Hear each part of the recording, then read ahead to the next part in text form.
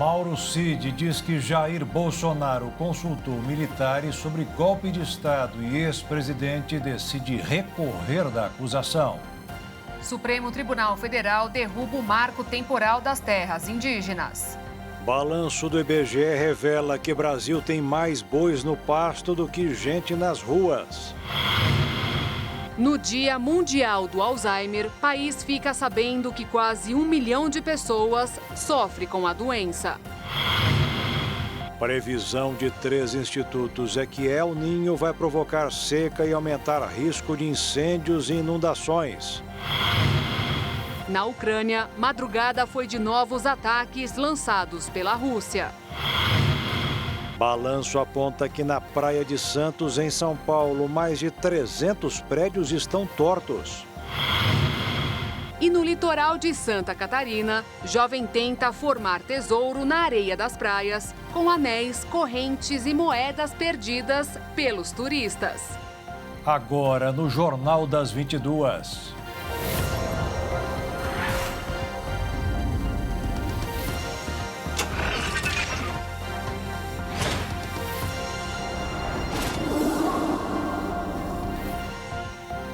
Olá, boa noite. Boa noite. O Supremo Tribunal Federal derrubou hoje o marco temporal na demarcação de terras indígenas. Foram 9 votos a 2. Só votaram contra os ministros André Mendonça e Cássio Nunes Marques. A anulação foi comemorada por representantes de várias etnias que marcaram presença nos arredores do prédio do STF.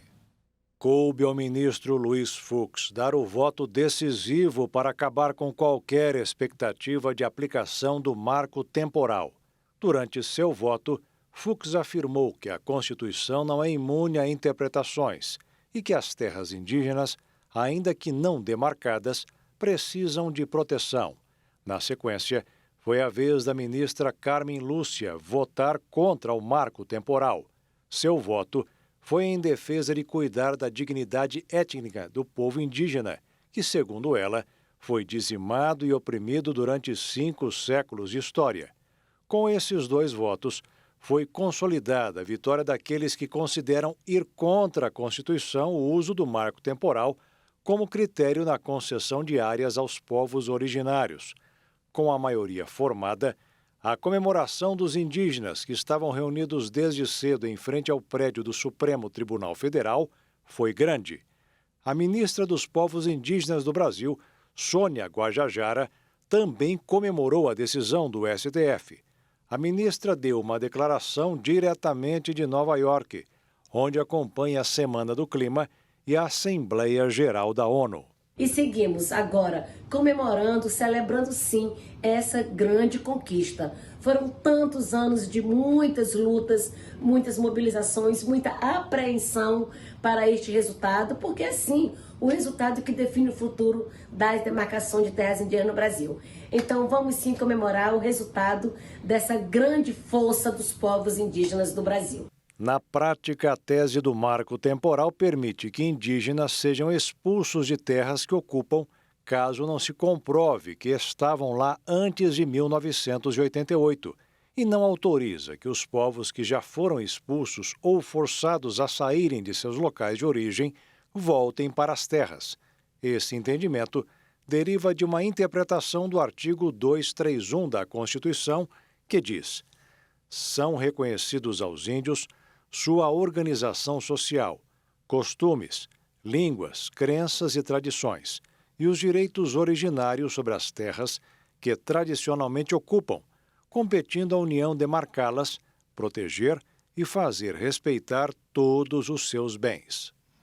Os indígenas venceram uma batalha, mas em alguns lugares o que falta não é terra, mas faltam questões básicas necessárias para a sobrevivência. Com as temperaturas cada vez mais altas, ficar sem água, por exemplo, é exercício de paciência. Os governantes sabem e continuam prometendo que um dia irão resolver.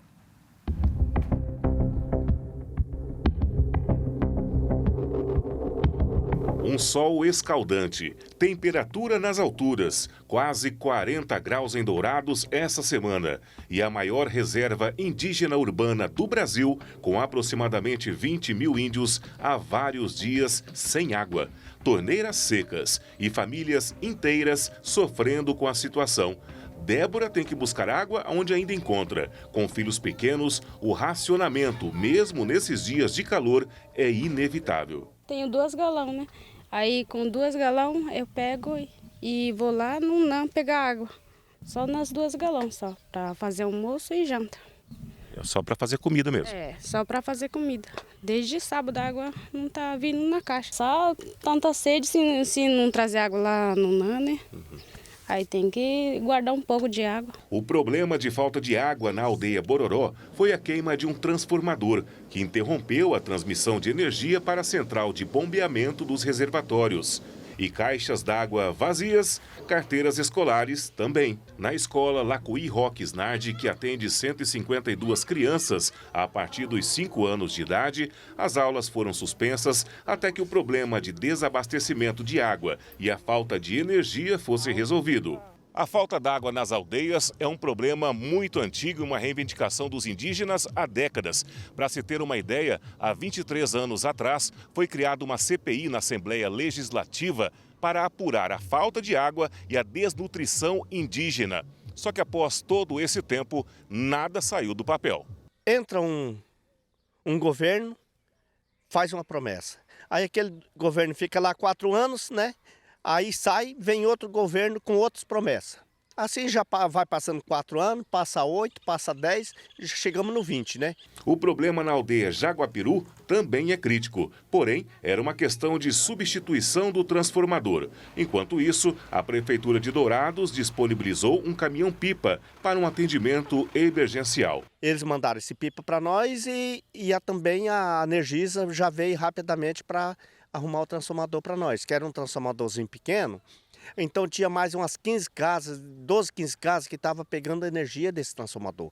E a bomba, como é grande, o transformador não fornece energia para ela, nem ligar não liga. Do jeito que ela só dá sinal e fica lá dentro mesmo. Tem água, mas não tem força para mandar, para abastecer a caixa d'água, que é na região que nós está sem água com mais de umas 300 famílias. E essas 300 famílias estão sem água há 3 meses já. Em março desse ano, equipes do governo do estado estiveram nas aldeias buscando soluções para amenizar a falta d'água. Mas, de acordo com o capitão Ramão, por enquanto, nada de concreto aconteceu. Trouxeram tudo aquele movimento que ia vir uma máquina para fazer um poço para nós, né? Até um super poço, né? Que era um para nós e um para Bororó. Aí foi para Brasília, virou lá para Brasília, disse que veio, disse que a documentação está toda em Campo Grande, mas está lá em Campo Grande, mas não chegou aqui, já está com mais, nós voltamos em Campo Grande de novo e nada foi resolvido. Daí essa semana passada eles vieram, diz que vão voltar aqui para cá, eu acho que em outubro e pouco eles vão vir fazer esse esforço para nós. O Jornal das 22 faz uma pequena pausa de apenas 30 segundos para a propaganda partidária obrigatória.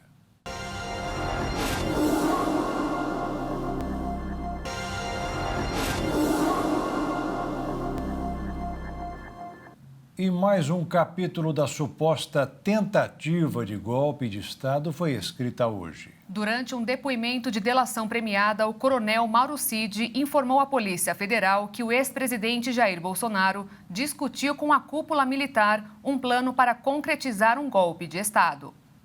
O que foi dito no dia 30 de dezembro do ano passado, quando Bolsonaro embarcou para os Estados Unidos, também deverá ser levado em consideração pela investigação da Polícia Federal.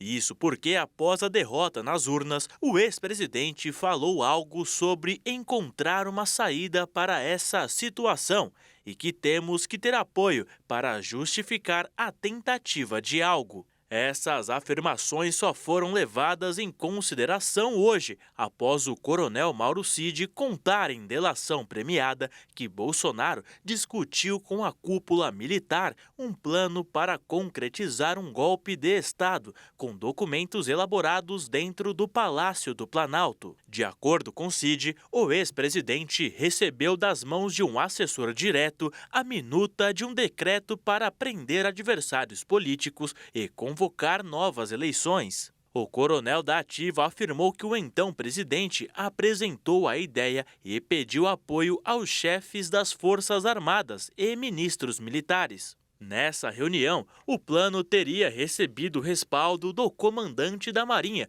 o almirante Almir Garnier.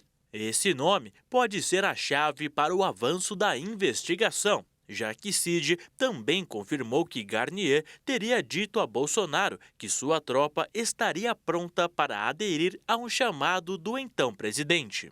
Mas durante a delação, Cid não tirou seu nome da reta. O delator afirmou à PF que ele mesmo foi um dos participantes de uma reunião. Em uma entrevista realizada há meses, Bolsonaro criou uma espécie de defesa prévia e tentou desqualificar os depoimentos do ex-auxiliar, com o argumento de que ele não participava de nada. Segundo Bolsonaro, quando você conversa com os 4 estrelas, fazendo uma alusão ao alto comando e generais do Exército, não fica nenhum tenente-coronel do lado. Vale lembrar que a delação premiada de Mauro Cid é considerada um ponto de partida das investigações. Por conta disso, a Polícia Federal tem tratado o tema com cautela e sigilo, para os fatos serem avaliados e as pessoas citadas pelo tenente-coronel serem eventualmente responsabilizadas, é preciso que haja provas que confirmem as informações repassadas pelo ex-agente de ordens de Jair Bolsonaro. Enquanto isso, todos os citados são apenas investigados e inocentes. Por meio de uma nota divulgada pelos seus advogados no final da tarde de hoje, o ex-presidente da República, Jair Bolsonaro, negou todas as suspeitas que pairam sobre ele. Além disso, Bolsonaro prometeu medidas judiciais cabíveis contra toda e qualquer manifestação caluniosa que, porventura, extrapolem o conteúdo de uma colaboração que corre em segredo de justiça. A nota reitera ainda que o ex-presidente jamais compactuou com qualquer movimento ou projeto que não tivesse respaldo em lei, ou seja, que Bolsonaro sempre jogou dentro das 4 linhas da Constituição Federal. A votação do relatório da CPI do MST ficou para a semana que vem, após um pedido de adiamento. O parecer apresentado pelo deputado Ricardo Salles, nesta quinta-feira, pede o indiciamento de 10 pessoas. O relator da CPI do MST, deputado Ricardo Salles, apresentou o parecer sobre os trabalhos da comissão nesta quinta-feira e pediu o indiciamento de 10 pessoas, entre elas o líder da Frente Nacional de Luta, José Rainha, e outras lideranças do movimento Sem Terra. Os crimes apontados são de associação criminosa, ameaça, apropriação indébita, entre outros. Salles também pede o indiciamento do general Gonçalves Dias, ex-ministro do Gabinete de Segurança Institucional de Lula, pelo crime de falso testemunho. O relator aponta que G. Dias mentiu ao afirmar que não tinha recebido relatórios da ABIN sobre invasões e que no depoimento o general se mostrou negligente, omisso ou conivente com crimes contra a segurança nacional. A base do governo deverá votar contra o relatório. Por isso, um documento paralelo deve ser apresentado pela deputada Sâmia Bonfim, do PSOL. A CPI do MST foi instalada com o objetivo de apurar crimes relacionados à invasão de terras produtivas. Após a apresentação do relatório na manhã desta quinta-feira, os deputados pediram vista. Com isso, a votação do relatório da CPI do MST ficou para a terça-feira da semana que vem. Um dado levantado pelo IBGE mostrou que o rebanho bovino cresceu mais uma vez no Brasil e alcançou o novo recorde em 2022. Atualmente, o Brasil tem 15% mais bois do que pessoas. Segundo os dados informados pelo IBGE, atualmente o Brasil conta com mais de 234 milhões de cabeças de gado. Na comparação com o Censo Demográfico 2022, foi sinalizado que o rebanho bovino atualmente é 15,4% maior do que o número de habitantes no país. O dado representa uma alta de 4,3% em relação ao efetivo de 2021. O que impressiona é que o novo resultado é o maior já registrado na pesquisa da Pecuária Municipal, cuja série histórica reúne estatísticas desde 1974. Em termos absolutos, a diferença foi de pouco mais de 31 milhões de cabeças de gado a mais do que pessoas. Segundo o Instituto, o novo crescimento do rebanho está associado ao chamado ciclo da pecuária. Nos últimos anos, houve incentivo à atividade com a elevação dos preços pagos pelos bezerros. Já a produção de leite de vaca no Brasil teve queda no período. O IBGE mostrou que a atividade somou quase 35 bilhões de litros, o menor patamar desde 2018, com uma queda de 1,6%. Outro efetivo que renovou a máxima da série foi o de galináceos. Esse grupo inclui desde frangos de corte até filhotes, galos e galinhas voltadas à produção de ovos. Em 2022, o Brasil somou 1 bilhão e 600 milhões de cabeças de galináceos. Seguindo essa tendência de elevação, o que também aumentou foi a produção de ovos de galinha, alcançando também novo recorde no período. Em 2022, o Brasil produziu quase 5 bilhões de dúzias de ovos de galinha e também atingiu o maior nível da série histórica. Segundo os economistas, por conta da demanda por carne de frango em alta, também houve a necessidade de ovos para a geração de novos animais. E, por fim, ao falar da pecuária, não podemos esquecer da criação de porcos. O rebanho de suínos também bateu recorde, alcançando mais de 44 milhões. A alta foi de 4,3% em comparação com 2021. Vale lembrar que todos os efetivos divulgados são referentes até o dia 31 de dezembro do ano passado. No mercado financeiro, os investidores reagiram à decisão do Comitê de Política Monetária de cortar 0,5 ponto percentual da taxa básica de juros do Brasil na noite de ontem. Ao longo do dia, eles também avaliaram a decisão da política monetária nos Estados Unidos. Com isso, o dólar subiu 1,10%, fechando em R$ 4,93 na venda. Já a Bolsa de Valores teve uma forte queda de 2,15%, encerrando a quinta-feira aos 115.116.145 pontos. E o Jornal das 22 faz uma pequena pausa de apenas 30 segundos para a propaganda partidária obrigatória.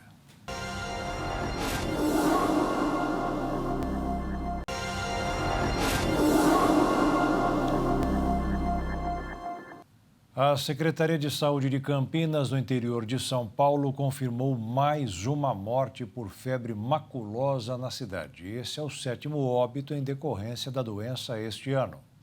A vítima é um homem de 40 anos de idade. A informação é que ele esteve às margens do Rio Capivari, córrego São Vicente, no Jardim Nossa Senhora de Lourdes, bairro localizado na região sul da cidade de Campinas, no interior de São Paulo. Esse homem começou a apresentar os primeiros sintomas em 28 de agosto e faleceu no último dia 2 de setembro.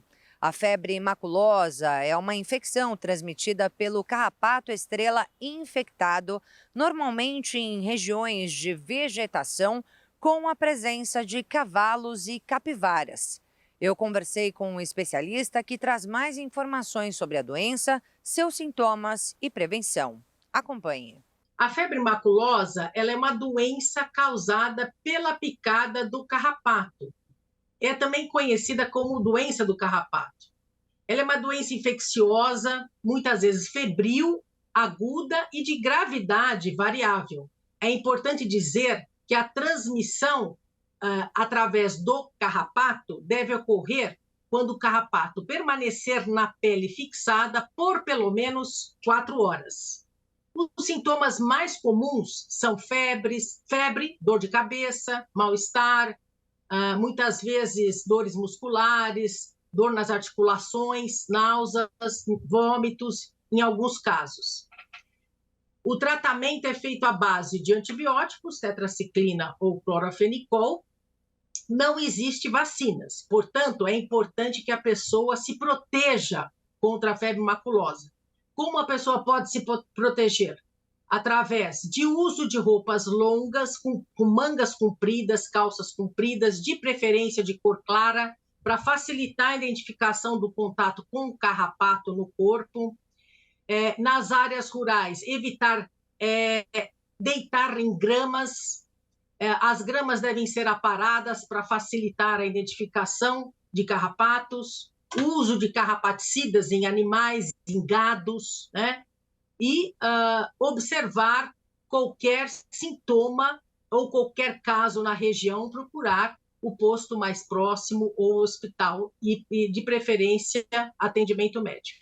Bem, nesses 9 meses de 2023 até setembro, o Brasil registrou 9 casos de febre maculosa com 7 óbitos. Mesmo número de mortes registrado em todo o ano passado.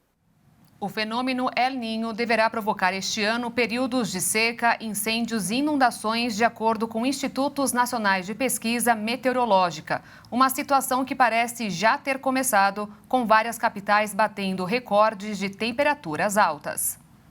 A onda de calor que atinge parte do país deve alcançar seu ápice nos próximos dias.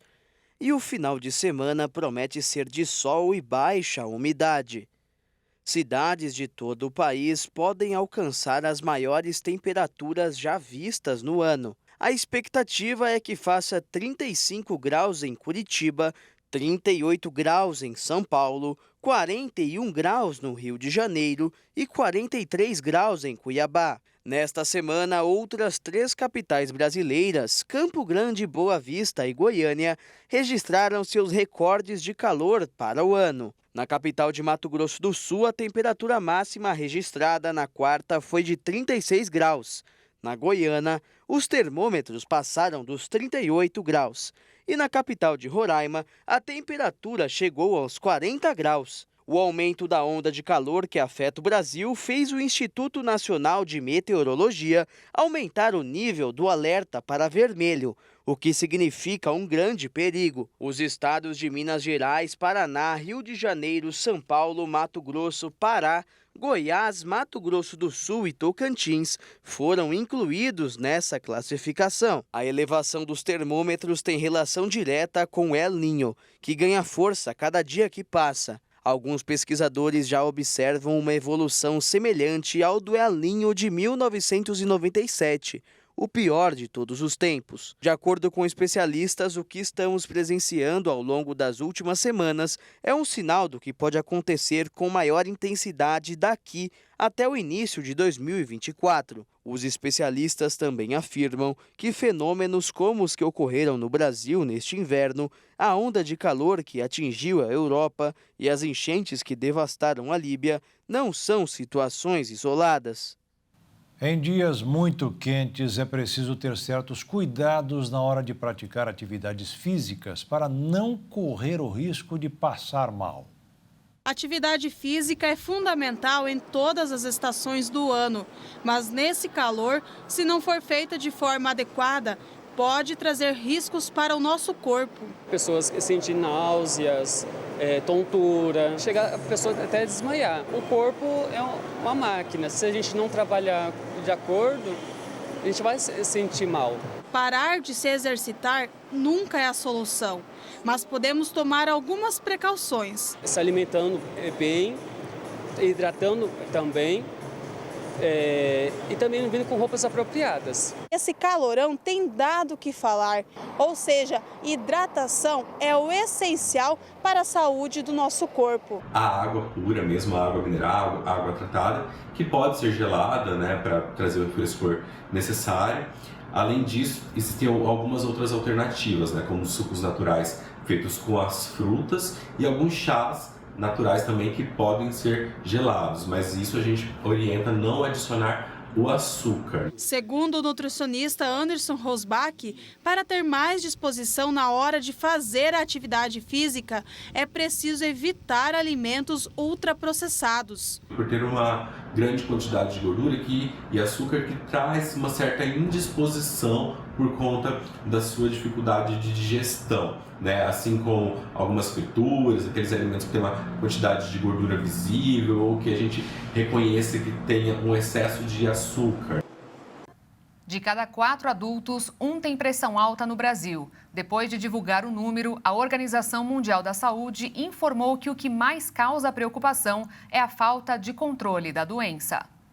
O Brasil está mal no controle da hipertensão. Mais de 50 milhões de brasileiros sofrem com essa doença chamada de assassina silenciosa, já que geralmente não tem sintomas. Fator responsável pela baixa procura por um tratamento. Mas a pressão alta pode levar à morte ao provocar acidente vascular cerebral, ataque cardíaco, danos renais e outros problemas graves de saúde. De acordo com o levantamento, um brasileiro com hipertensão tem probabilidade 15% maior de morrer precocemente. Em 2019, ano de referência da pesquisa, das 381 mil pessoas que morreram por doenças cardiovasculares, 54% delas tinham quadros de pressão alta. A Organização Mundial da Saúde tem a estimativa de poupar mais de 360 mil vidas brasileiras até 2040. Para isso, o país precisa ultrapassar a marca de 40% dos casos de hipertensão controlados. Hoje, são apenas 33%. A OMS também declarou que a idade avançada e a genética podem aumentar o risco de desenvolvimento da doença, mas fatores de risco como falta de exercícios físicos e consumo elevado de álcool também favorecem o surgimento da hipertensão. De acordo com especialistas, o consumo exagerado de sal é o maior culpado pelos altos números de pessoas hipertensas na nossa população. O transplante de coração recebido pelo apresentador Fausto Silva no mês passado causou um aumento de 128% nos registros para ser um doador de órgãos. O levantamento feito pelo Cartório de Notas de São Paulo mostrou que nos últimos 3 anos foram registradas, em média, 35 diretivas antecipadas de vontade, que é um documento que garante a qualquer pessoa o direito de ser um doador.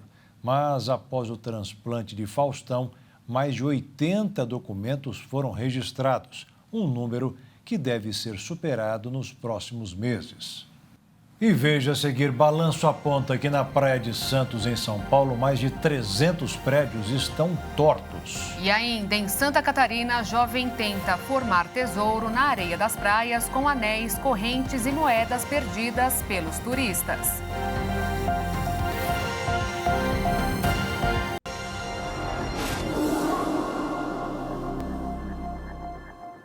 A Polícia Rodoviária Federal flagrou neste ano mais de 1,5 milhão de motoristas acima da velocidade permitida em todo o país.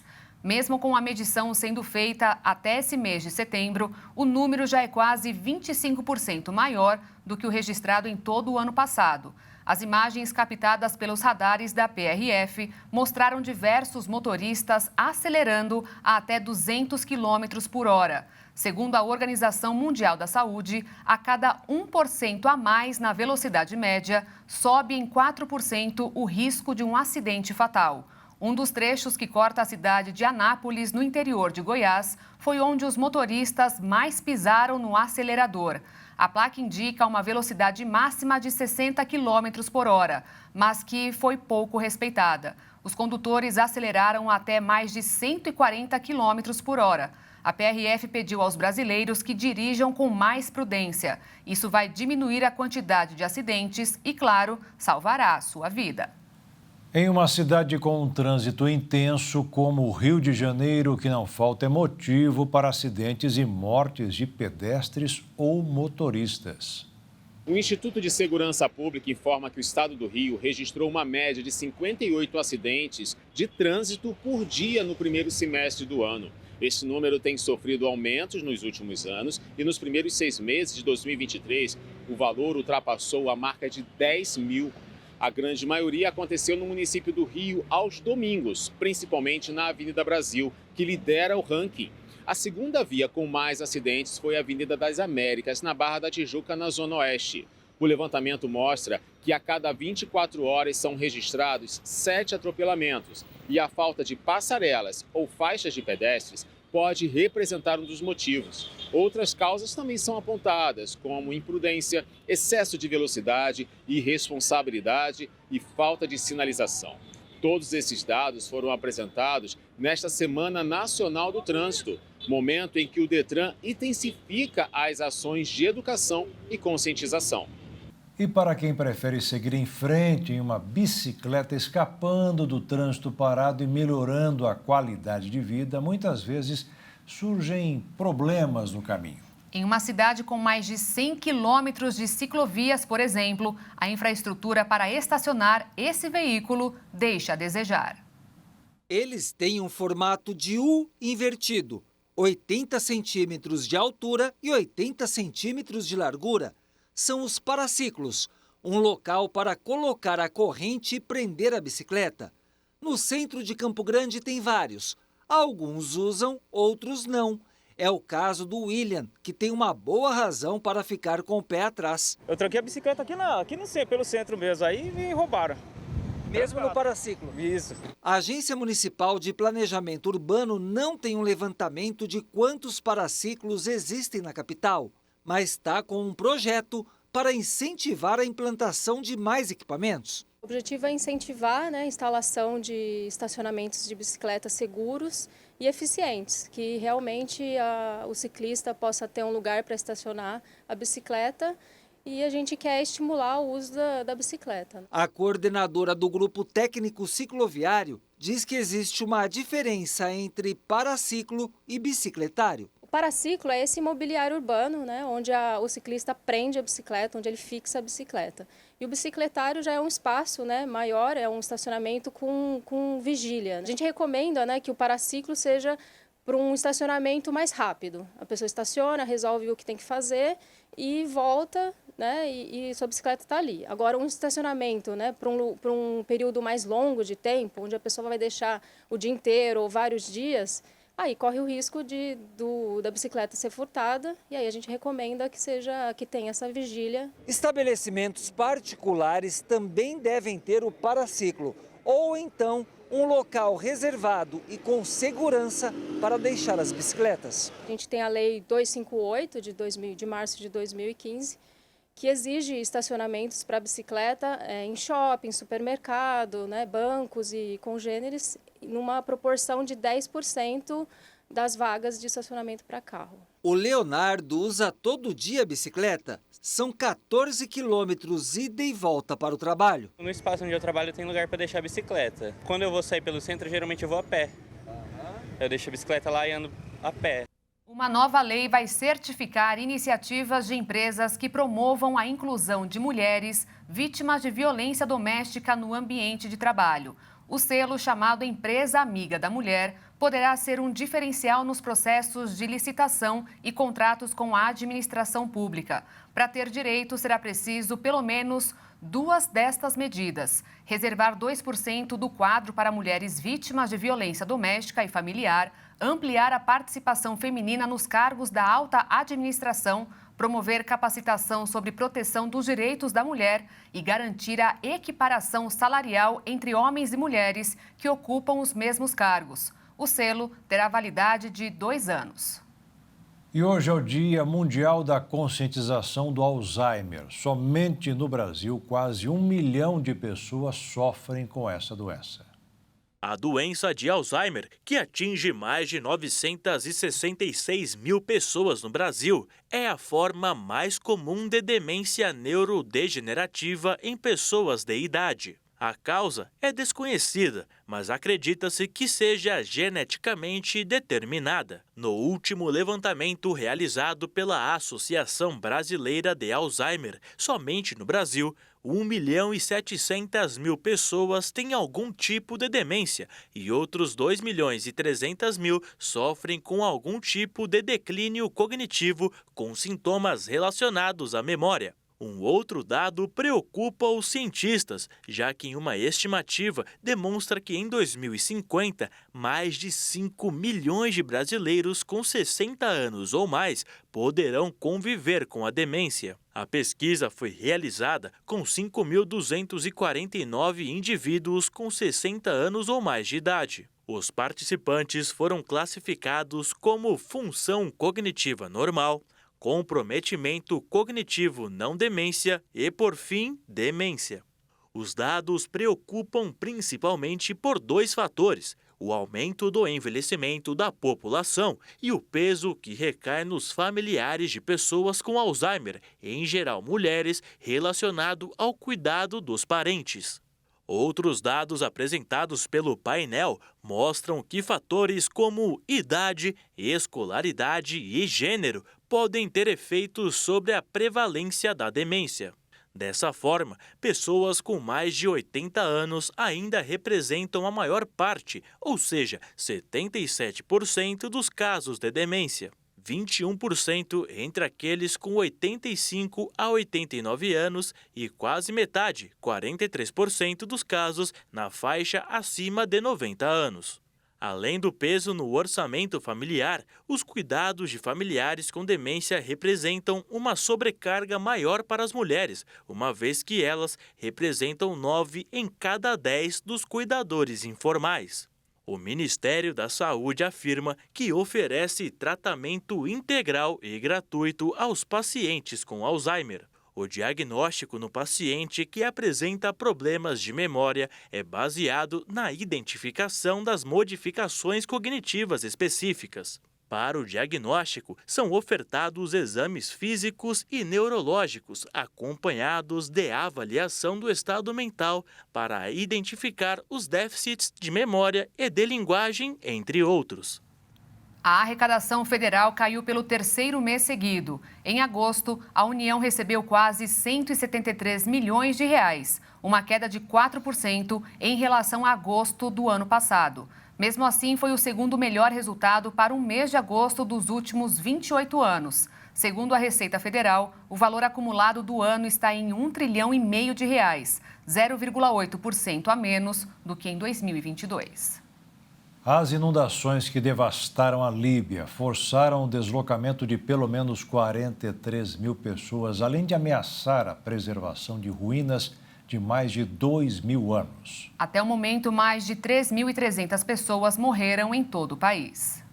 O número de mortos informados pelas autoridades deve ser muito maior, já que milhares de pessoas estão desaparecidas e existem áreas em que o governo ainda não realizou buscas. Algumas estimativas extraoficiais afirmam que mais de 6.000 vidas foram perdidas com os impactos das tempestades. Além dos mortos, mais de 40 mil pessoas tiveram que deixar seus lares por terem perdido tudo ou por não terem condições alguma de sobreviverem no local. Muitas pessoas deixaram a cidade de Derna pela falta de abastecimento de água na região, já que as autoridades do país pediram para que os moradores da cidade não consumam a água procedente das tubulações, porque o abastecimento foi contaminado pelas inundações. Esta semana, a Missão de Apoio das Nações Unidas na Líbia anunciou que suas agências estavam trabalhando para prevenir a propagação de doenças e evitar uma segunda crise devastadora na região. Nas últimas horas, as redes de telefonia e internet foram restabelecidas em Derna, após um apagão durante a semana e dos protestos contra as autoridades locais pela gestão da catástrofe. Além de todas as perdas humanas de infraestrutura, ruínas da antiga cidade de Cirene, patrimônio histórico da Unesco, construídas há 2.600 anos, correm perigo de ruir por causa das inundações. Grande parte da área segue alagada e existem alguns trechos de construção que já caíram. A Comissão do Esporte do Senado aprovou um projeto de lei que pretende conceder a dedução dos gastos com mensalidades de academias no imposto de renda. Atualmente, a Receita Federal já permite o desconto das despesas com saúde, educação, previdência, pensão alimentícia, além de doações para fundos da criança, adolescente ou idoso. A proposta legislativa autoriza que sejam descontados da base de cálculo do imposto de renda os gastos com academias e estabelecimentos similares, além de instrutores de educação física. O limite para as deduções é de R$ 3.561,50 anuais. O desconto se restringe a pagamentos efetuados pelo contribuinte relativos à atividade física própria e de seus dependentes, desde que comprovados com nota fiscal. O texto do projeto diz que o incentivo à prática de atividade física reduzirá ao longo do tempo o volume de despesas com médicos, clínicas e hospitais, o que significará a diminuição do volume de gastos dessa natureza apresentados pelo contribuinte para a dedução do imposto de renda. Mas para passar a valer, o PL ainda precisa ser aprovado na Comissão de Assuntos Econômicos do Senado. Depois, o texto seguirá para a Câmara, na Comissão de Constituição e Justiça e por outras comissões temáticas, para só depois ser analisado no plenário por todos os deputados. No final de todo esse processo, o projeto de lei ainda vai passar pela sanção presidencial e só depois disso entrará em vigor. O vice-presidente Geraldo Alckmin sancionou hoje com vetos a lei que atualiza o Código Penal Militar, elaborado em 1969 durante a ditadura militar. A nova legislação endureceu a pena para militares condenados por tráfico de drogas. A condenação máxima passou de 5 para 15 anos. Além disso, os militares acusados de crimes sexuais e violência doméstica passam a responder na justiça comum, em vez da justiça militar. Mas um artigo que acabaria com a punição de militares que falassem mal do governo publicamente foi vetado por Alckmin. Ele justificou a medida, que seria contra os princípios constitucionais da hierarquia e disciplina. A Rússia diminuiu a exportação de petróleo e diesel, o que levou o preço do barril para mais de $100. No final do dia, baixou para 94. A explicação do Kremlin foi de que é a medida necessária para estabilizar o mercado interno. A queda, que entrou em vigor hoje, foi tomada um dia depois do presidente da Ucrânia, Volodymyr Zelensky, discursar na ONU e conquistar maior simpatia dos países do Ocidente. Segundo o governo de Moscou, a restrição às vendas será temporária, mas não disse por quanto tempo. Enquanto isso, a Rússia intensificou os ataques, lançando mísseis durante a madrugada contra diversas cidades ucranianas de leste a oeste do país. O alvo principal foi a rede elétrica, mas os ataques também atingiram prédios. 2 pessoas morreram e dezenas ficaram feridas. Autoridades informaram nesta quinta-feira que pelo menos 2 pessoas morreram na localidade de Kherson, no sul do país, e outras ficaram feridas por queda de escombros. Pensamos que estavam nos atacando, dava muito medo. Queríamos nos esconder, depois nos inteiramos do que estava passando. Não há palavras para descrever as emoções, dá muito medo. Deus queira que ninguém passe por isso.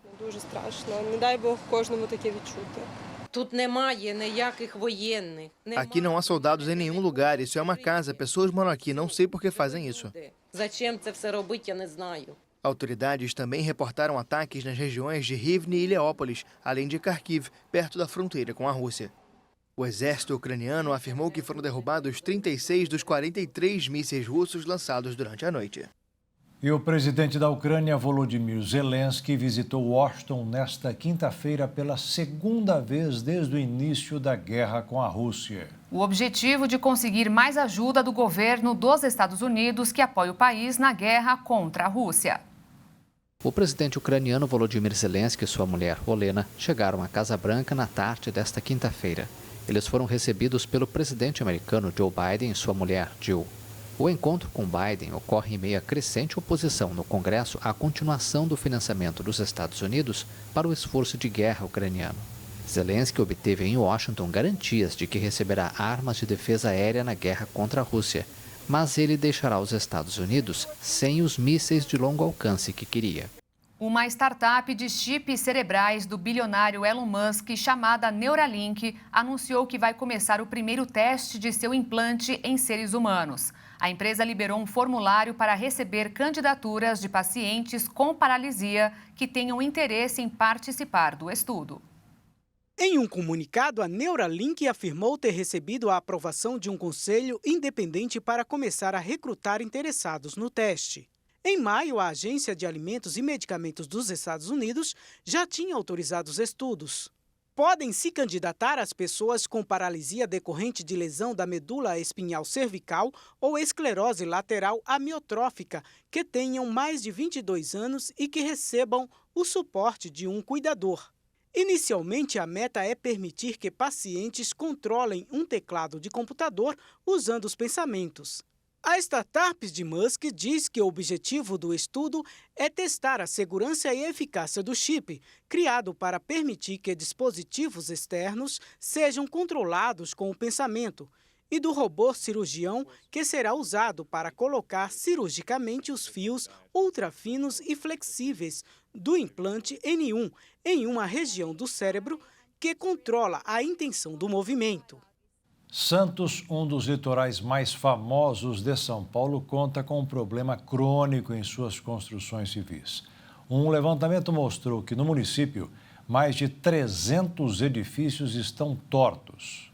A análise, realizada por técnicos da Secretaria Municipal de Infraestrutura e Edificações, a pedido da Prefeitura pelo vereador José Teixeira Filho, o Zequinha Teixeira, do PP, mostrou que são 319 edifícios nessas condições, sendo que os 65 em frente às praias apresentam maior inclinação. Mesmo com o número um tanto quanto grande de edifícios tortos, a Prefeitura de Santos diz que as condições atuais deles não indicam comprometimento das seguranças estruturais. Especialistas afirmam também que nenhum prédio inclinado na cidade apresenta risco de queda. Porém, aqueles que são mais estreitos e altos merecem uma atenção maior. Para a Prefeitura, que lida com o caso há anos, o principal motivo para os prédios não ficarem retos é por causa do tipo de terreno e falta de tecnologia na época das construções. Para poder fazer uma vistoria mais regular, a Prefeitura informou que a cada 2 anos exige que os edifícios apresentem laudos sobre a inclinação dos prédios. O objetivo é acompanhar se aumentou, estacionou e se alguma intervenção deve ser feita. As medições são acompanhadas pelo Programa dos Prédios Inclinados de Santos. A avaliação da necessidade de obras de reparos ou de manutenção da edificação são analisadas pelo responsável técnico pelo laudo. Além disso, a Prefeitura ressaltou que existem soluções técnicas e viáveis para resolver o problema da inclinação, mas é do condomínio a responsabilidade pela contratação de empresa especializada para a execução das obras, enquanto o município fiscaliza. Um morador de Balneário Camboriú, em Santa Catarina, quer achar R$1 milhão usando um detector de metais pelas areias das praias. Para isso, ele se dedica 4 horas por dia, 3 vezes na semana. Em 8 meses, o jovem juntou R$3 mil e viralizou ao fazer vídeos para a internet mostrando as buscas. Por aqui. Ai, meu Deus, galera. Olha aqui, ó. Tem marcação. Opa. É um anelzinho, pessoal. Ai, é ouro baixo. Ouro baixo, 18 quilates, prata e outros metais.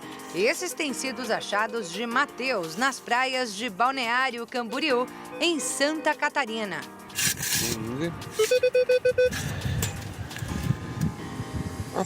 Aqui, ó. Ai, pessoal, é um anelzinho. Que coisa linda. O jovem de 25 anos se apresenta como detectorista, aquele que procura objetos com uso do detector de metais. Um hobby desenvolvido ao lado do pai há cerca de 1 década. A gente comprou um detector bem simples, assim, que não aparecia nem sinais, IDs. Naquela época não tinha muita tecnologia ainda, né? Aí a gente ia pra praia e ia lá pegar moedinha. Aí, ó. Opa! Aí, pessoal, 50 centavos. Demos sorte, hein? Bora, pra próxima. Só que ao invés das moedas, a família encontrava muito lixo. Por isso, aos poucos, o detector foi aposentado. Até que um ano atrás... O meu pai trouxe a ideia de novo, né? Daí, como a gente tinha esse detector guardado, a gente falou, vamos lá na praia ver o que dá, né? Só que dessa vez vamos gravar para ver como é que se sai nas redes sociais, né? Foi um sucesso. Uma única rede já acumula mais de 160 mil seguidores e a outra tem quase 40 mil. Ambas somam milhares de visualizações das buscas que viraram saga. Olá pessoal, eu sou o Matheus e decidi fazer uma saga do 0 a 1 milhão de reais apenas com o meu detector de metais. Matheus e Edésio, o pai dele, vão às praias catarinenses 3 vezes por semana em horários de maré baixa para a caça ao tesouro. Entre os itens encontrados, o jovem destaca estas moedas. Eu achei as duas juntas, são duas moedas de prata, uma de 1935 e uma de 1922. E são moedas bem especiais, assim, sabe? Especiais e valiosas, bem como outros itens. Se vender tudo que achou nesse um ano de buscas, Matheus acredita que pode faturar quase 5 mil reais. Mas a ideia, por enquanto, é guardar as peças a 7 chaves.